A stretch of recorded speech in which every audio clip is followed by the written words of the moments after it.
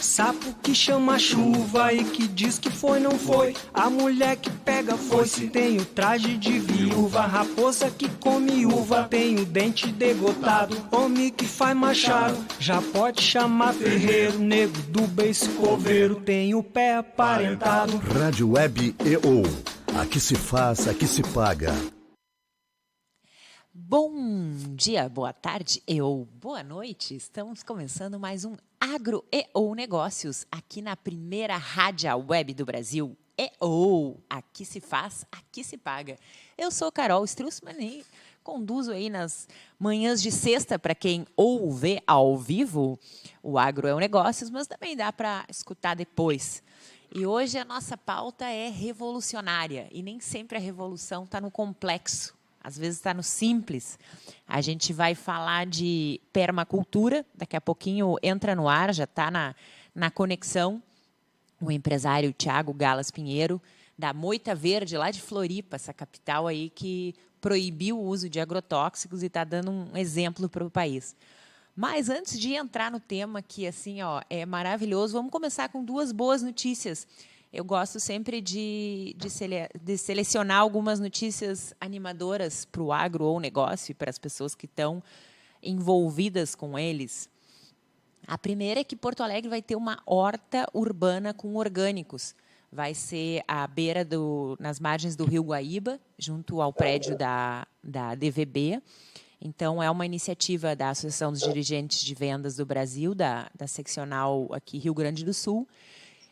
E tem o apoio da Agência de Fomento Social Besouro e do Instituto Open Food. A parte tecnológica vai ser executada pela Elísios Agricultura Inteligente e, num primeiro momento, vão ser 600 metros quadrados de estufas e eles vão plantar tomates, que vai ser essa produção aí vendida através de aplicativos, em feiras. E depois a ideia é evoluir, digamos assim, para os pimentões e mais adiante, hortaliças folhosas, os verdes. Todo o projeto ele é com reutilização e reaproveitamento da água. E outra coisa bem legal nessa notícia aí da semana aqui na capital gaúcha é que dentro da estufa, dentro desse espaço de cultivo, vai ter uma área para oficinas, pequenos eventos, troca de informações. A ideia é buscar o engajamento da comunidade aí nessa horta urbana. É legal que vai ficar à vista de todo mundo, bem numa área privilegiada ali nas margens do Guaíba. E a outra notícia aí que selecionamos para começar com tudo, o nosso agronegócios, é a colheita de arroz orgânico de 2019 e 2020, que já começou no Rio Grande do Sul, e o MST vai ser o maior produtor de arroz orgânico da América Latina. Nos 14 assentamentos, localizado em 11 municípios aqui no estado, tem aí uma estimativa de colheita de 300 mil sacas de arroz orgânico, né? E isso envolve 364 famílias. Então, acho que é uma boa notícia, né? Que o pessoal está se mexendo, tem bastante gente com a mão na terra, não é na massa, e produzindo aí alimento de qualidade. No dia 20 de março vai ter uma festa, né, da colheita do arroz agroecológico no assentamento Capela, em Nova Santa Rita. Mais adiante, buscamos mais informações e vamos convidar todo mundo para prestigiar essa iniciativa. E o Thiago Galas está na escuta, está conectado na rádio Web EO? Alô, Carol? Isto. Tá me escutando? Estou escutando. Agora Bom dia. Bom dia. Direto aí da capital catarinense. É, maravilha, né? Belezas da tecnologia. É. E hoje a gente vai falar, né? Eu já dei a primeira chamada ali de permacultura. Tem gente que acha que é um bicho de 7 cabeças, mas na verdade é algo muito simples. Ou Na não? realidade, vamos fazer assim, ó. Se a gente começar explicando todo o conceito, talvez pareça difícil. Então, eu sugiro aqui a gente fazer uma engenharia reversa. Já ouviu Legal. falar em engenharia reversa? Já ouvi. Mais ou menos é a gente fazer o caminho ao contrário. Isto.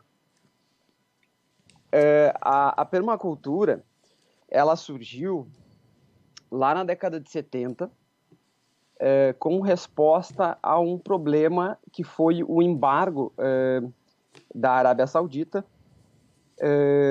Eles pararam de mandar petróleo para os Estados Unidos, né? Aham. E esse problema, ele acabou fomentando todo um pensamento e uma geração, naquela época, sobre o modelo não só de negócio da agricultura, mas os rumos que a sociedade estava tomando, Aham. né? Super De, dependente, né? Deve ter parado tudo, que nem foi uns 2 anos atrás que deu aquela paradeira de combustível que não tinha mais. O pessoal estava entrando em desespero, né? Aqui no mas eu Brasil. acho que no caso dos Estados Unidos foi pior. Eu acho que se a gente buscar lá no Google imagens e colocar embargo 1970, que a gente Aham. vê as imagens de filas em postos, era aquela coisa que ia até o horizonte, sabe? Sim. Então, bom, deixa eu dar uma noção, assim, o porquê da necessidade de mudança, que eu acho que é muito mais relevante do que permacultura em si nesse exato momento, né? Aham. O agronegócio, ele, acima de tudo, ele é um negócio, antes de ser agro, né? Sim. Então, ele tem os seus potenciais e ele tem os seus riscos, né? E, no caso do agronegócio, ele tem um gargalo que é referente ao petróleo, à utilização de energia, né? Eu vou te dar um dado aqui que está uns 10 anos defasado, mas ele não mudou, provavelmente não mudou muito. Aham. O consumo per capita no Ocidente de petróleo é de 9 barris ano, tá? Nossa. O que isso aí contempla? Contempla a roupa que a gente usa, a construção das nossas casas, a construção do ônibus, do coletivo, né? E, obviamente, da alimentação.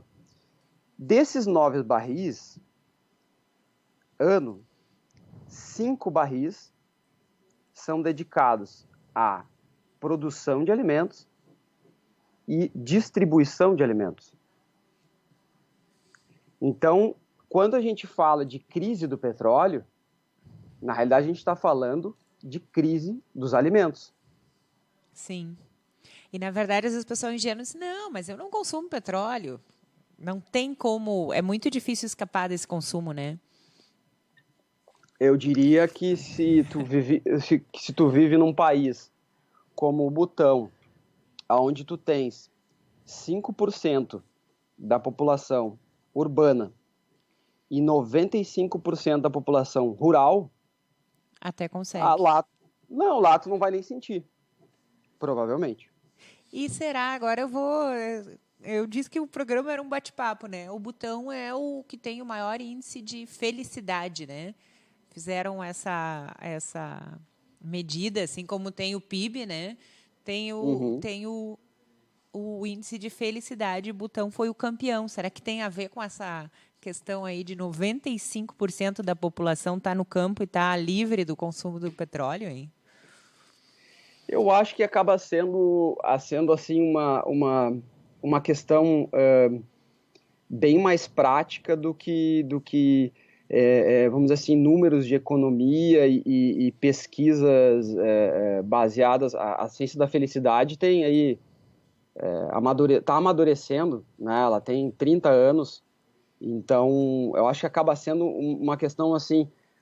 O nosso padrão de vida ocidental, ele está inevitavelmente ligado a cada vez mais a gente trabalhar num cubículo, na frente de um computador e numa sala fechada com ar-condicionado, né? A partir Sim. do momento em que a gente analisa uma população que está majoritariamente no meio selvagem, vamos dizer assim, exposto a todas as intempéries, que é o que os nossos ancestrais todos tiveram, né? Nós estamos aí por milhares de anos, né? Sim. Então, talvez isso por si só já explique a felicidade, né? O conceito, né? Ou seja, o homem inventou e agora a saída é voltar. Tá, você já viu que é capaz de fazer um monte de engenharia agora. Vamos voltar a viver? Um conceito felicidade aí seria talvez uma outra entrevista, porque são conceitos que são bem questionáveis e, bom, só para a gente ficar um pouquinho mais para o pessoal aí entender o que é felicidade. Dos 5 quesitos que mais influem na felicidade, tem um deles em que eu tenho certeza que o pessoal desconhece totalmente. Em inglês chama-se commuting. Uma das coisas que mais influencia a percepção de felicidade das pessoas é o tempo em que a pessoa demora entre a sua casa e o trabalho, e do trabalho de volta para sua casa. Olha só, bah. Isso é cruel se a gente pensar nas cidades aí, nas grandes cidades como São Paulo. Tem gente que, às vezes eu faço essa conta e disse, nossa, é desumano, 2, 3 horas para ir, 2, 3 horas para voltar. Não sei se sobra tempo para família, para descansar, para, enfim. Para viver, né? Para viver, no caso. Olha, eu disse que esse programa ia ser revolucionário, mas voltemos à década de 70 e um grande embargo aí que teve. Onde é que isso aí tá nos levando agora? Então, durante esse embargo, 2 australianos do sul da Austrália, o Bill Mollison, que era professor da faculdade, e o David Holmgren, que era aluno, eles bolaram esse sistema que está fundamentado aí em diversos estudos de povos, tanto povos indígenas quanto estudos científicos, unindo vários fatores para que a gente pudesse bolar um sistema de vida, um sistema de pensamento positivista. Ou seja, vamos focar a nossa energia na solução, ao invés da gente só reclamar, né? Boa! Então eles colocaram junto todo um conhecimento em que foi denominado ciência em design, que é a permacultura. O que é uma ciência em design? É uma ciência planejada, com intenção, né? Você não está planejando uma casa para ela ser bonita. Essa casa ela tem que ser viável de acordo com o clima, de acordo com o tipo de manutenção, tem que contar todos os fatores, o teu estilo de vida, né? Então a permacultura acaba, vamos dizer assim, entrando em várias ciências e por conta disso incomodando todo o meio acadêmico. Que na verdade ela põe em xeque várias coisas que já estão assim assimiladas como não, tem que ser assim porque assim sempre foi, entre aspas, né? Porque não. Vamos entrar um pouco na questão da agricultura, por exemplo, de uma maneira mais prática. Tu estava comentando aí bater um recorde aí, a produção de arroz, tu tinha comentado. Isso. Tá? Vamos imaginar 1 hectare plantado de arroz. Você tem uma subutilização dos recursos que estão ali. O que isso quer dizer? Você tem ali, vamos dizer, 50 centímetros acima do solo, onde você vai ter fotossíntese máxima, né? E nas outras camadas, a 1 metro, a 2 metros de altura, ou até 10 centímetros do solo, você vai ter fotossíntese mínima, no caso abaixo das folhas do arrozal, e você vai ter uma incidência solar máxima acima do arrozal. Ou seja, tu tá aproveitando espacialmente, né, falando, tu tá aproveitando uma camada só, né, tá desperdiçando energia. Tá? Sim. Se você for para um sistema permacultural, você vai colocar uma camada de árvores de grande porte, uma segunda camada de árvores de médio porte, uma outra camada de árvores de pequeno porte, depois vai para os arbustos e depois para as gramíneas. Que, na verdade... Vai, vai. Pode falar. Não, eu estava lembrando do colégio, quando a gente estuda ecossistema, né? Que assim que se desenvolve, na verdade, tu tá no conceito da permacultura, tu tá recriando o ambiente natural, porque começa com as gramíneas e tem todas os estágios, né? Para se complementar, ou seja, estaria reconstruindo o ecossistema. Na realidade, o que acontece é o oposto. A natureza, ela está há milhões de anos se aperfeiçoando e a gente não tem coisa melhor do que o que já existe. No fundo, é isso. Boa. Eu disse que ia ser revolucionário, né? Porque a gente acha, às vezes, que a solução está no high-tech, na internet, no dados, sei lá, no super veneno. Sim. Mas, então, a questão que eu acho que a gente tem que estressar aqui é que a solução, se nós levarmos em conta a solução que nós queremos encontrar aqui, de maneira prática, ela não se encontra na parte biológica.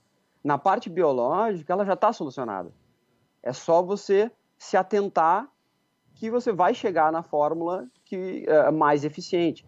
O nosso grande problema é a operacionalização dessa parte biológica e a questão social. Esses são os problemas. Ou seja, eu fiz a leitura e estou te dizendo que você lidar com sistemas arbóreos vai ser inevitável quando o preço do petróleo, vamos dizer, vou estipular aí um gatilho, $150 por barril. Qualquer valor acima disso vai ficar indigesto para todos os países do mundo, tá? Uhum. O que é indigesto? Indigesto é que os negócios vão parar de funcionar, porque vai ficar... Não dá para pagar conta. Vai inviabilizar toda a cadeia. Vai inviabilizar. Toda a cadeia vai parar. Então, vai ser inevitável tu migrar para alta eficiência. Né? E alta eficiência, tu vai ter que lidar com sistemas arbóreos. Tá? Então, qual que é o desafio? O desafio é você ter uma leitura da economia, que inevitavelmente é uma leitura da sociedade, para tu poder monetizar esse sistema arbóreo. Essa é a grande questão, para tu poder operacionalizar e monetizar toda essa história. E aí eu acho que o debate está aí, e não na questão biológica. Porque a biológica funciona, tá? Sim, é como tu vai administrar e vai implantar isso.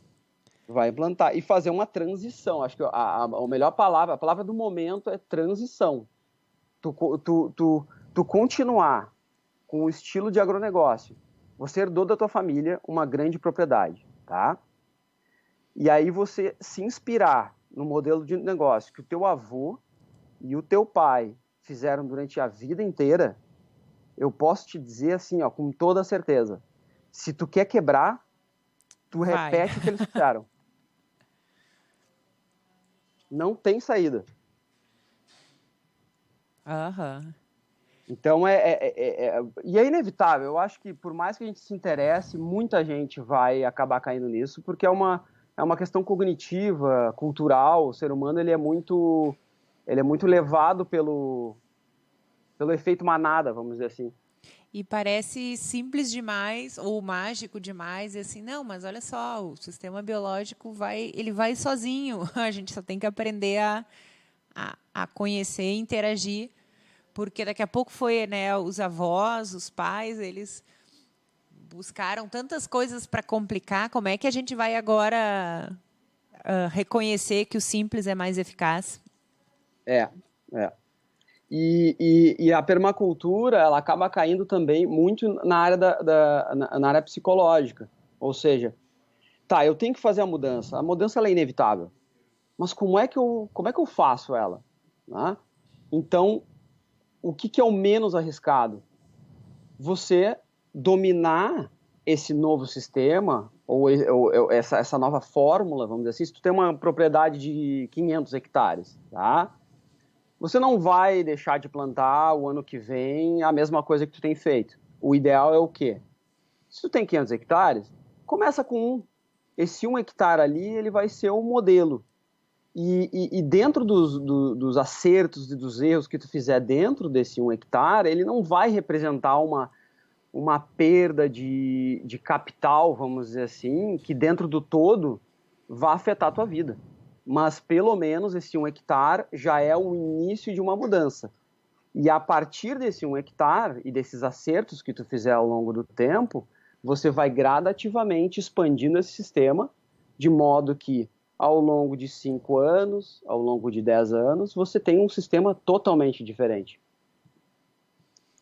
Se a gente pensar em termos de mundo, já está acontecendo essa transição, assim, a gente teria exemplos de países que já estão virando essa chave e deixando de lado ou para segundo plano uma agricultura tradicional para se voltar para a permacultura? Já tem, vamos dizer assim, passos largos dentro dessa transição. Uhum. Dá para enumerar diversos aí. Eu acho que vamos pegar aí como país, a Alemanha ela está assim a 1000 anos-luz talvez de todos os países do mundo. O governo ele é muito, vamos dizer assim, ele é muito antenado, até porque a sociedade alemã ela é muito educada, né? Então não tem como ser diferente. Mas eu poderia pegar aqui o movimento, ele chama-se em inglês Transition Movement, que é o movimento em transição, que justamente foi criado por um professor de permacultura no interior da Inglaterra. O nome dele é Rob Hopkins, para quem quiser pesquisar. Depois fazer o super Google. É, um super Google.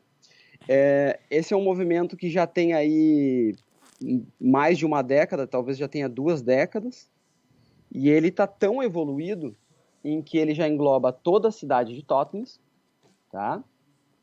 E já conseguiu mudar o sistema financeiro da própria cidade. Hoje, se você for para Totnes, você pode consumir em Libra, que é a moeda local da Inglaterra, ou você pode consumir em Totnes, que é a moeda da cidade. Olha que show! Muito legal.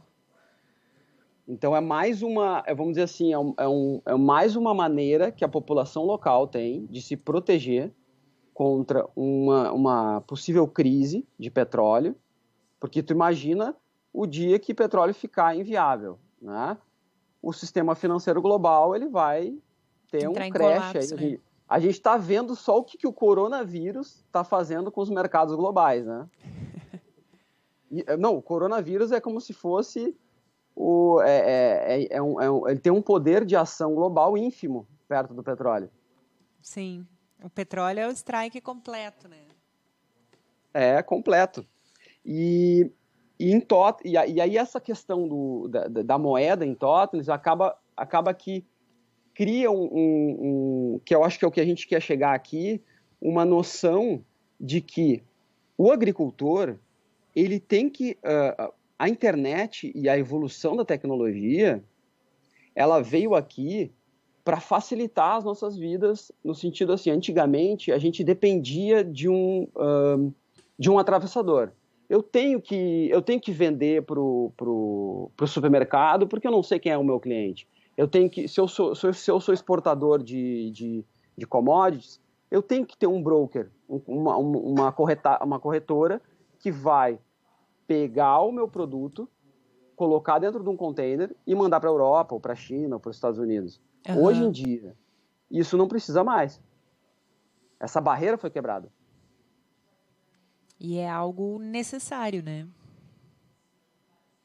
É algo que, se tu não fizer, se o gestor de um agronegócio não estiver pensando em executar nos próximos anos, ele provavelmente vai ser colocado para fora do negócio, porque os teus custos vão ser maiores do que, vamos dizer, do que outros concorrentes ou outros países que já fizeram vamos dizer, esse upgrade. Então, se o teu custo é maior para operar, é óbvio que tu vai estar fora. E optar por esse caminho não quer dizer quebrar a escala de negócio, assim, tipo, a pessoa não vai produzir menos ou não, agora ele vai, digamos, alguém que tem uma super propriedade, agora eu vou ter que só produzir num minifúndio. Não tem nada a ver, tem a ver com o método e com o envolvimento, né? Então, eu acho que até pouco tempo atrás, eu acho que existia essa barreira. Eu acho que ela era real. A gente tinha um problema muito grande em visualizar o que estava acontecendo numa escala maior quando tu coloca, por exemplo, um sistema onde não te dá só um produto. Ele te dá múltiplos produtos. Né? Tu vai precisar de uma equipe, né? E quanto mais pessoas envolvidas, maior é o teu custo com salário e assim por diante. Agora, essa barreira foi quebrada com tecnologia. Então, a cada dia que passa, tanto os sistemas de monitoramento quanto os sistemas de colheita vão se tornar cada vez mais baratos, e é inevitável que a gente tenha que tomar atitude principalmente no Brasil, né, que é a Austrália, Estados Unidos, que são regiões, a Rússia, são regiões onde tu tens propriedades, tem muita terra ainda, né? Sim. Pois é, na Europa tu vê em cada cantinho tem aquelas hortas, a gente já falou aqui em um outro programa de agronegócios, sobre essa questão das hortas comunitárias e familiares. Então, na Europa, tu vê cada cantinho aproveitado com uma super diversidade enfim, de alimentos, né? Acho que garantem, com certeza, aí a família, a vizinhança. Sim.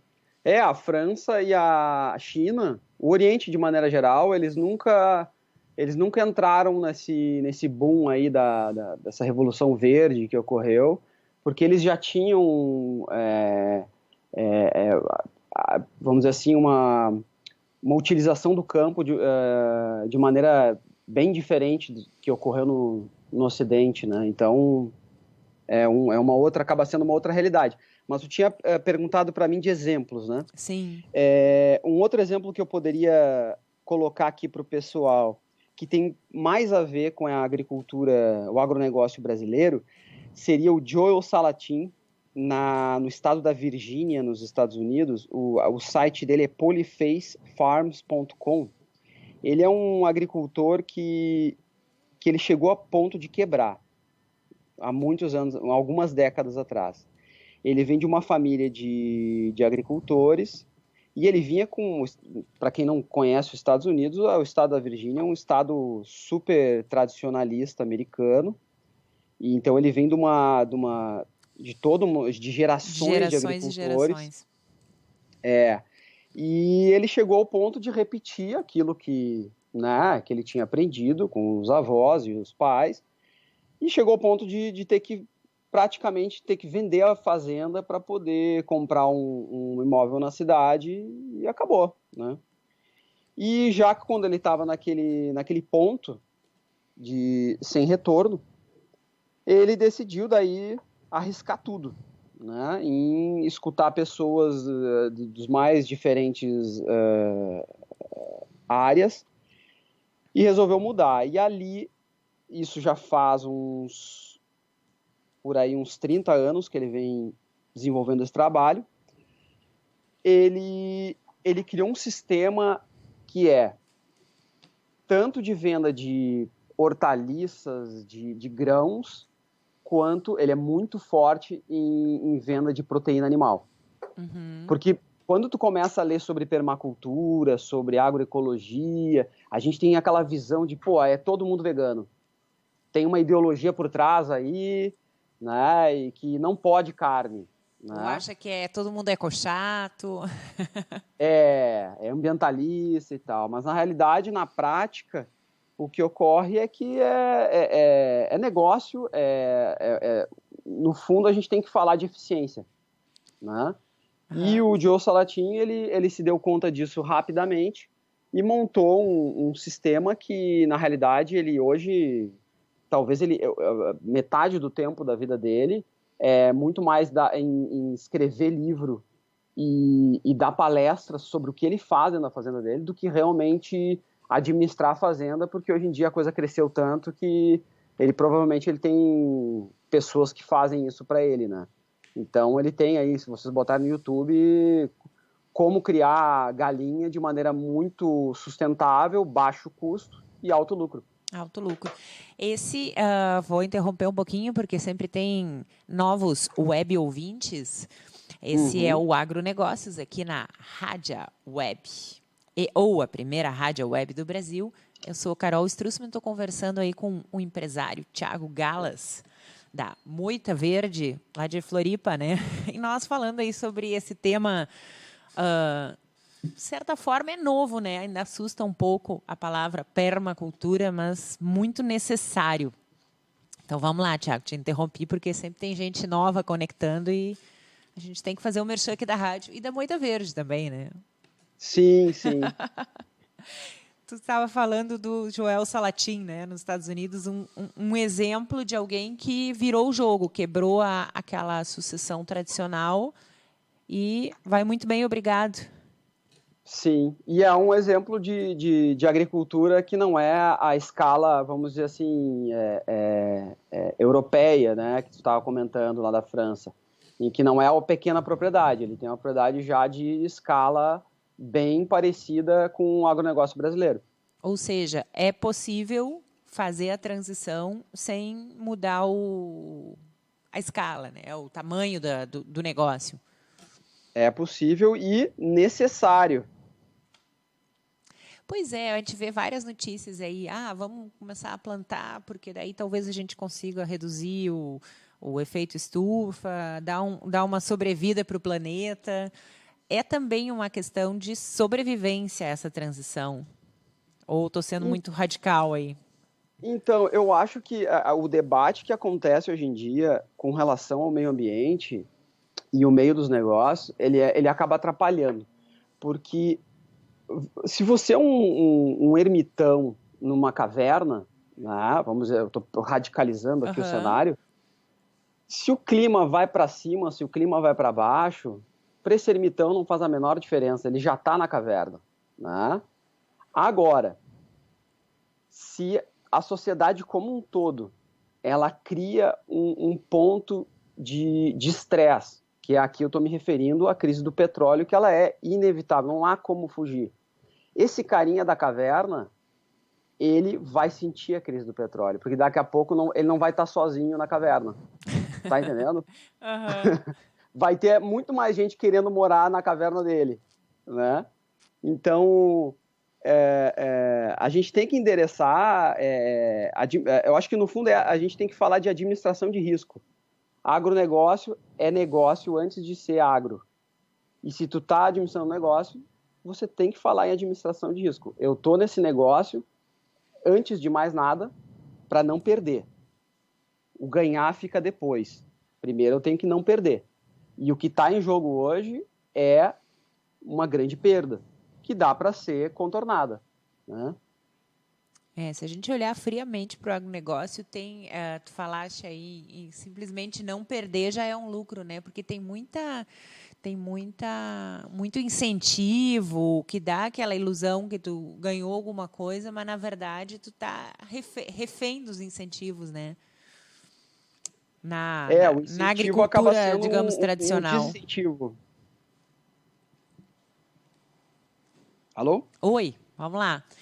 o incentivo acaba sendo um desincentivo, né? E aí, vamos pegar assim, ó, para envelopar aqui o que a gente está falando, no sentido de falar só de crise de petróleo também não nos ajuda. A gente está falando agora, vamos dizer assim, das soluções, tá? Eu tenho uma fazenda, como que tu imagina, Thiago, que seja o caminho, que se espera num capitalismo pós-petróleo, vamos dizer assim. Você vai ter que tirar da tua fazenda mais do que um produto. Se você tira hoje só um produto, para você superar essa crise do petróleo, tu vai ter que tirar mais de um. Ou seja, o teu pé tem que estar em diferentes indústrias. Nem dizia meu pai, põe um ovinho em cada ninho. Nunca põe. Ela dizia assim, minha filha, nunca põe todos os teus ovos no mesmo ninho, senão vem ali alguém, daí tu tá ferrada. E tá ferrado. Tu tinha comentado do arroz, da produção de arroz aí, orgânica. Isso.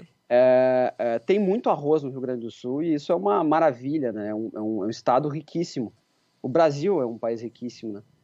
E em 2010, quando eu morei lá na Austrália, que eu conheci todo esse pessoal aí da permacultura, lá eu estava com um cara que é um dos maiores especialistas em arroz no mundo. O nome dele é Takao Furuno.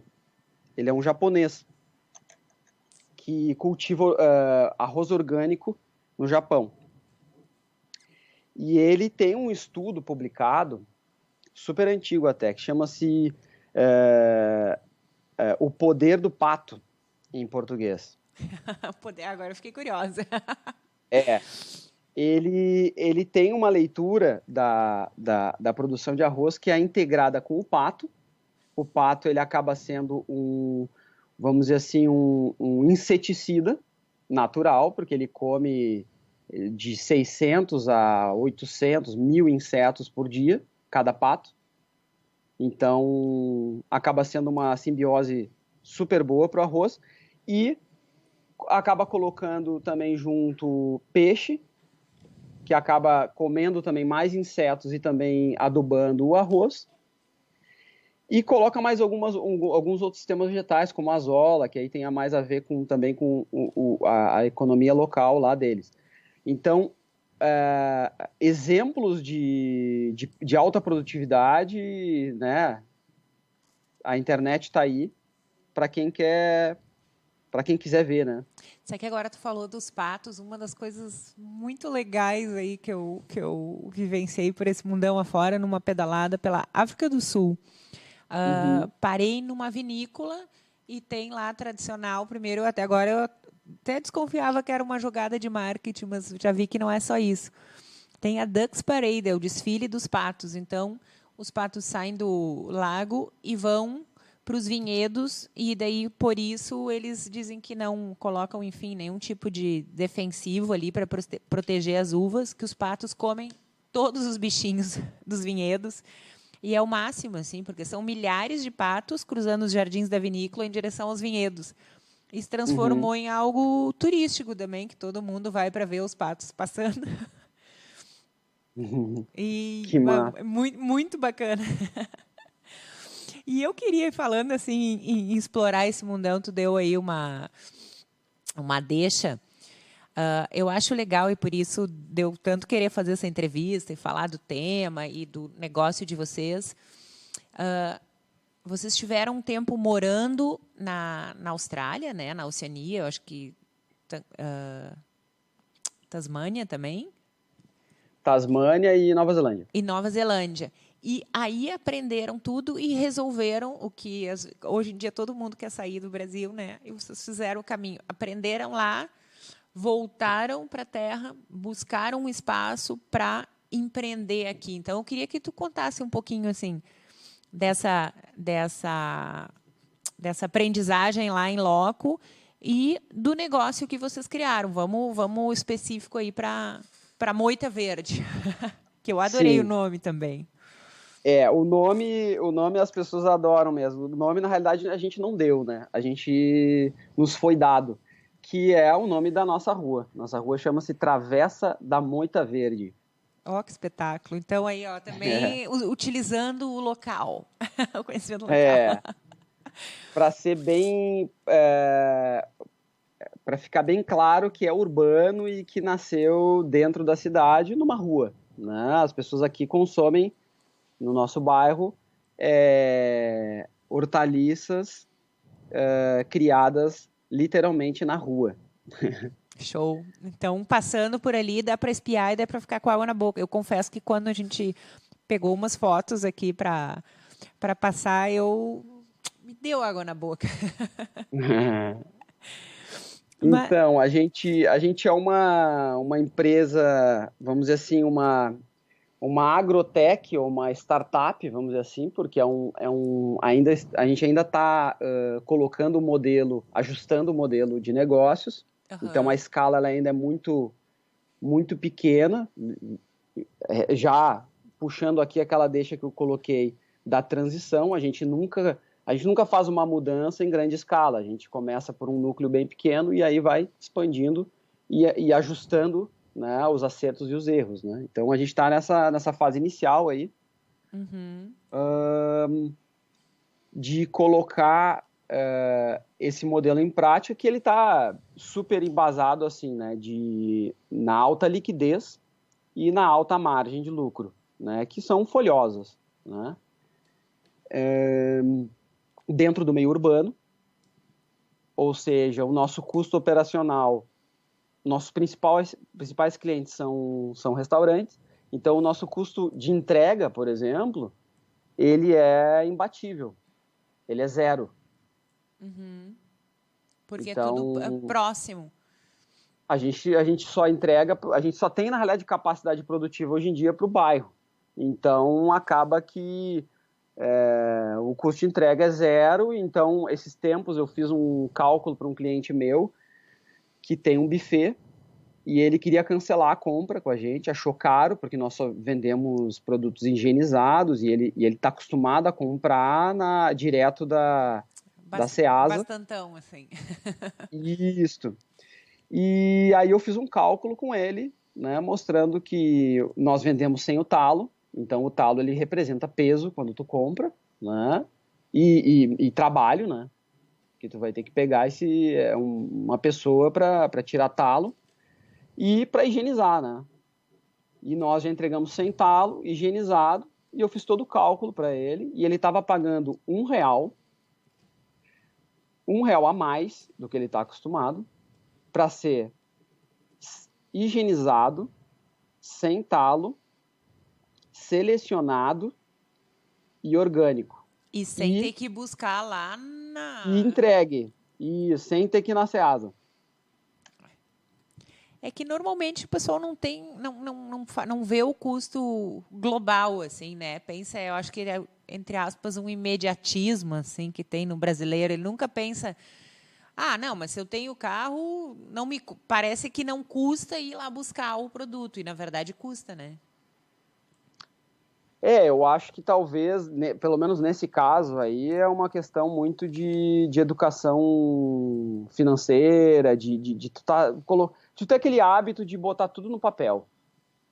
Eu acho que quando o papel, ele fala tudo, né? Se tu tem esse hábito, o papel vai te falar para onde é que tu tem que ir, né? Oi. Não, vai. Eu ia dizer assim, porque a escolha de Florianópolis, né, dentre tantos locais, eu já conheço vocês há algum tempo, assim, sei que ficaram buscando, entre aspas, aquele espaço ideal, né? Então, por que optar por Florianópolis? Eu acho que Florianópolis acabou sendo meio que uma escolha natural, por conta de todo já o movimento que tem, né? Eu acho que a gente tem que estar cercado de pessoas que têm um pensamento similar ao nosso, até para poder realimentar essa ideia e ajudar a espalhar, né? A gente junto é muito mais forte, né? Então, Florianópolis já tem dentro, talvez, das capitais brasileiras, uma consciência, talvez São Paulo tenha em maior número, só que como é muito grande, né? Fica mais dissipado, né? Fica dissipado, e aí Floripa, por ser uma ilha, acaba que o efeito é muito maior, né? E daí acaba Então, contaminando também os não sei, moradores, escolas, consumidores, vai educando toda uma geração, né? vai. E tem outras questões também, não dá pra gente negar o fato que Florianópolis tem um IDH a nível de Brasil altíssimo, né? Então, é claro, educação sempre vai contar positivamente. Se você for viajar para Montreal, no Canadá, isso tudo que a gente está falando aqui, eles já falaram, sei lá, 20 anos atrás. Eles estão já. A agricultura urbana lá já é uma coisa do dia a dia. Pois é, há quantos anos-luz nós estamos aí do resto do mundo? Eu acho que é pouco, ainda é pouco. Eu acho que a gente está aí há uma década e pouco. Não é tão. Não Que eu é acho que tão o que falta desesperador. mais aqui é a consciência mesmo de colocar em prática só, né? Ou como botar em prática. Porque a gente tem uma economia que está sempre para cima e para baixo, né? As pessoas Ficam com se medo de ficam com começar algo medo. novo, né? Eu acho que o medo ele não te ajuda em nada, né? Legal. E há quanto tempo já existe a Moita Verde? Como é que está essa A curva de gente está indo aprendizagem? aí para o segundo ano de operação e já estamos com planos de tomar aquele passo onde a gente vai definir um modelo de expansão agora, se vai ser com capital aberto, com capital fechado, se a gente vai seguir os mesmos passos de uma startup, onde você perde, por um lado, 49% da tua empresa, você vende na realidade, e em contrapartida você tem uma injeção brutal de capital, o que te permite crescer o tamanho que praticamente tu quiser, ou se a gente vai escolher uma curva de crescimento mais lenta, com capital próprio, e não perder o controle da empresa, né? Então a gente está vamos dizer assim, nesse limbo. Sim, que sempre existe o risco de daqui a pouco quem, entre aspas, assumir o controle e dizer, não, mas espera aí, vamos, vamos retroceder. Voltar aos velhos modelos, né? Pois é. Então, mas é assim, né? É aquela coisa, a agricultura orgânica, agora eu vou aqui parafrasear talvez dentro do mundo dos negócios, o cara que mais parafraseado do mundo, que é o Jeff Bezos, o dono da Amazon, né? Uhum. Quando ele comprou anos atrás a Whole Foods, que é uma rede de supermercados orgânicos lá nos Estados Unidos, ele foi questionado por que ele estava colocando dinheiro na economia real se ele jamais tinha tomado essa atitude. O que havia mudado na mente dele para ele tomar essa atitude? E ele comentou com os jornalistas o seguinte, que, olha, o movimento do orgânico, ele não é uma tendência, não é uma moda no qual as pessoas, né, tu vai usar uma camisa verde hoje e amanhã tu vai usar uma vermelha. Ele é uma tendência. As pessoas que migram para o orgânico não voltam mais. Então, o que isso quer dizer? Isso quer dizer que, inevitavelmente, e aí não interessa o tempo que levar, o mercado orgânico é o que vai dominar a economia. Uhum. Então, se você não tem planos para migrar para o orgânico, a coisa vai ficar vai parecer para o teu negócio que a coisa vai ficar cada vez mais difícil, né? Tu continuar nele. Claro que no Brasil a gente ainda tem, como tu tinha falado, a gente tem isenção de ICMS, vários benefícios aí para poder esse modelo de negócio continuar tendo um respiro aí, né? E a gente ainda vê uma diferença grande em alguns lugares assim do valor dos orgânicos e não orgânicos, né? A tendência é com mais pessoas migrando reduzir essa diferença.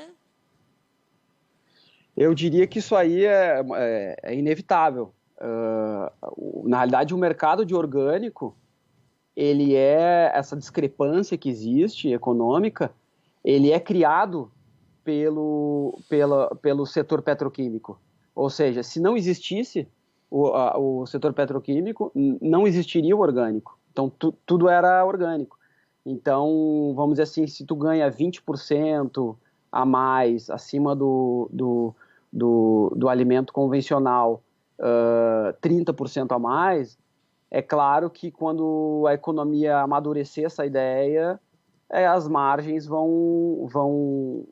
essa margem de 20%, 30% tende a não existir mais. Então, por isso que eu estresso na questão do modelo de negócio baseado em eficiência. A eficiência é que vai te levar para um novo patamar, não uma discrepância econômica. Né? A discrepância econômica ela é temporária. Ela pode durar, né? Pode ser que dure a tua vida toda. O tempo que ela durar não interessa. O que interessa é que ela não é perene. O que é perene é a eficiência. Né? Que, na verdade, voltando aí, a gente não deixou de falar, né? Mas a permacultura se fala em cultura permanente, né? Começou como agricultura permanente, né? Bem no início do movimento, lá na década de 70. Só que aí a coisa foi ganhando um nível global, né? Hoje em dia tem permacultura dos 170 e poucos países do mundo, no mínimo 105 que tu tens permacultura, tens cursos aí em todos os estados do Brasil de formação. E aí a coisa foi ganhando uma penetração social tão grande em que virou cultura permanente. Ou seja, você vai hoje em dia com permacultura, se você faz o curso, você vai aprender a projetar a tua casa.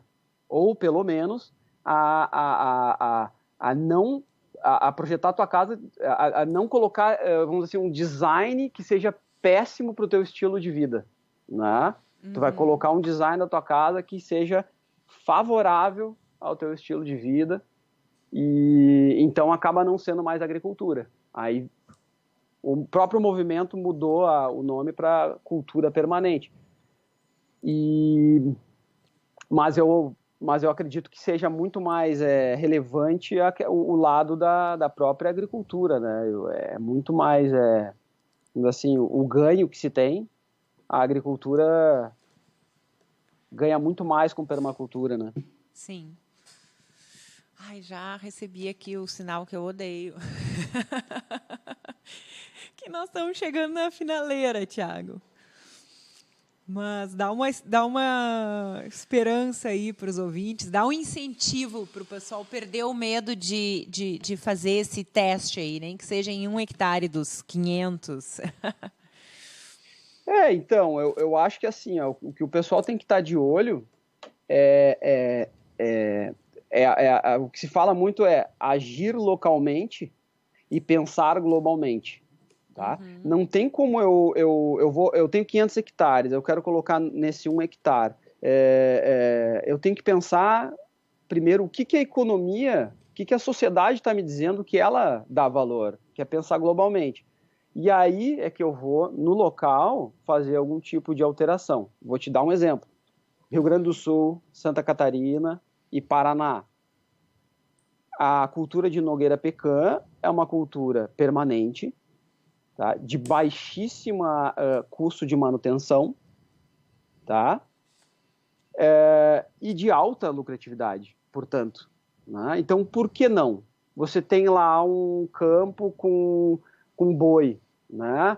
Você fazer um consórcio com pecan num hectare, tu provavelmente vai ter um retorno de engorde do boi maior onde tu botou nogueira do que onde não tem a nogueira. Mas isso tu tem que testar. Tu não pode acreditar a Embrapa vai te dizer isso, vários estudos vão te dizer isso, mas não, vai lá e coloca. E, como plus, tu vai ganhar ali nozes, que é quanto é que tá a noz no supermercado hoje em dia? Nossa, eu acho que uns 40, 50 reais o quilo. Em torno de... Eu acho que na melhor das hipóteses. Na melhor das hipóteses, né? É. E será que... eu não sei se eu tenho tempo para fazer essa pergunta complexa, mas semana que vem começa aqui oficialmente no Rio Grande do Sul a abertura da safra das olivas. Também seria uma dessas culturas que exige pouco e produz quase que eternamente, né? As oliveiras, que está crescendo pra caramba aqui no Rio Grande do Sul. Então, aí é um assunto bem longo. Eu não tenho todo o conhecimento a respeito, mas eu vou te dizer que eu não vejo assim, bons olhos. dessa maneira. Não. Porque a oliva, ela é de clima seco, né? Pois é, eu sempre ligo a oliveira àquele cenário árido, assim, né? Ali, região da Grécia, Jerusalém, então tem até a presença bíblica da oliveira. Só que está crescendo muito aqui no sul. O cultivo, vamos ter que fazer um programa sobre isso. Sim. É uma cultura muito dependente, da maneira que eu vejo, dependente de insumos, né? E os insumos, eles estão relacionados a petroquímicos que remete toda aquela conversa que a gente teve com o preço do petróleo. Então, acaba sendo uma coisa que, se tu não tiver esse recurso petroquímico, vai ser muito difícil. Vai ficar refém. Ou inviável. Se tu não tiver esse recurso, como é que tu vai fazer com as tuas oliveiras? Elas vão sobreviver no nosso clima? Eu acredito que não. Ou, se sobreviver, a tua produtividade não vai pagar as tuas contas. Interessante. Eu casualmente olhei aqui nas minhas anotações e realmente, em relação a 2019, a previsão é de que caia bastante esse ano, justamente porque a gente teve um inverno com pouco frio e muitos calorões, assim, então fez que a floração fosse bem disforme com isso, claro, menos frutos. Sim. Mas tem muitas opções aí, né, viáveis. Eu acho que cabe a cada um procurar a sua alternativa, porque cada região tem as suas características, cada bacia hidrográfica tem um potencial diferente. Tiago, já está super estourado o nosso tempo, mas eu não resisto aqui a uma última pergunta que eu acho que está dentro da permacultura, do que a gente falou. Vale, de repente, uma conversa com o pessoal local para saber o que dava antes de vir aquele pessoal e fazer uma super monocultura, né? O que é o nativo da região e, de repente, explorar esse conhecimento local. Vale muito, porque acaba sendo aquele, por exemplo, as culturas que os indígenas aplicavam aqui antes dos europeus chegarem, essas culturas inevitavelmente vão ser culturas de baixa manutenção, porque elas já estão, vamos dizer assim, já sofreram as modificações que o clima e que a competição entre as plantas nativas ofereceram essa cultura ao longo de anos. Então, acaba que você vai plantar, por exemplo, mandioca, e mandioca vai ter um custo de manutenção menor do que, vamos dizer, o arroz, tá? Só que tu também tem que analisar, que é pensar globalmente e agir localmente. O pensar globalmente será que o meu valor de venda compensa essa ação que eu vou fazer? Ou será que não? Será que tem tanta mandioca no Brasil, o mercado já está tão saturado, em que o valor de venda vai me dar um prejuízo, talvez? Então, eu acho que entra nessa equação que o dono da fazenda, ele tem que se ver como um gestor de uma empresa e tem que atuar como tal. Tu tem que ter a análise biológica, que é o que a gente está falando, mas também tem que ter a análise do negócio. Econômica. Tu não vai fazer uma aposta no escuro. Olha só, o papo tá maravilhoso. Vou ter que cortar, que já cortaram meu pescoço aqui. Já estouramos. Fica aí uma série de perguntas e desafios e reflexões aí. Muito obrigado, Thiago Galas, da Moita Verde de Florianópolis, aí esse papo gostoso e que nos coloca a pensar aí sobre a permacultura e a necessidade dessa transição. Muito obrigada, Thiago. Valeu, Carol, pela oportunidade e qualquer coisa estamos aí. Não, a gente vai te chamar para outros programas para nos dar uma aula aqui. Esse aí foi mais um Agro EO Negócios na Rádio Web EO, a primeira rádio do Brasil. Eu sou Carol Strussmann e espero vocês sexta-feira que vem com mais agronegócio, que aqui não tem conversa para boi dormir.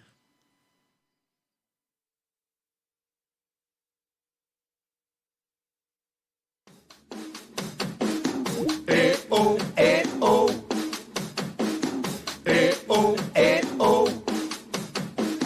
E-O, E-O. E-O, E-O. Sapo que chama chuva e que diz que foi, não foi. A mulher que pega foice tem o traje de viúva. Raposa que come uva tem o dente degotado. Homem que faz machado já pode chamar ferreiro. Nego do beiço coveiro tem o pé aparentado. Rádio Web EO. Aqui se faz, aqui se paga.